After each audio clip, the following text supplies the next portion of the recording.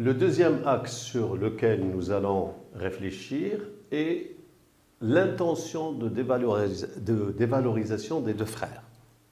Alors, il est à noter que dans l'argumentaire de Crayon, il va procéder par chronologie, c'est-à-dire il va commencer par la période de l'enfance, ensuite il va passer à celle de l'adolescence et de l'âge adulte.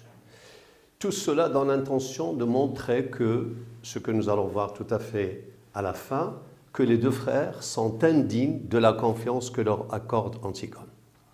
Alors, il commence tout d'abord par rappeler comment ils étaient quand ils étaient tous enfants. L'expression « compagnon de jeu qui te méprisait », avec le verbe « mépriser », qui est une modalité appréciative, « casser ta poupée », détruire donc une poupée qui est en principe chère à un enfant, ici à une enfant, se chuchotant à l'oreille pour te faire enrager. Je rappelle qu'enrager, c'est-à-dire c'est énerver, c'est mettre en colère.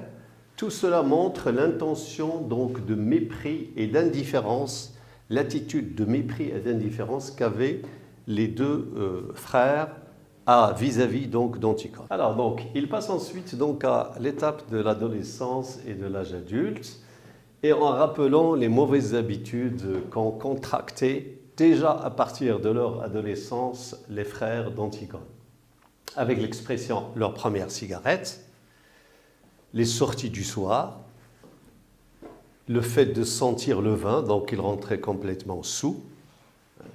Donc tout cela rappelle justement donc ces mauvaises habitudes. Et puis, à partir de ce moment-là, Crayon dit, ils ne t'ont plus regardé. Ça veut dire qu'ils ne t'ont plus accordé d'importance, qu'ils se sont complètement désintéressés de toi, qu'ils étaient totalement indifférents. Ensuite, cela a eu un impact négatif sur les parents, parce que donc, la mère pleurait, le père se mettait en colère, n'est-ce pas? Et puis eux, ils étaient dans l'indifférence la plus totale, puisqu'ils sortaient, ils claquaient les portes et ils ricanaient. Je vous rappelle que le ricanement est un rire moqueur.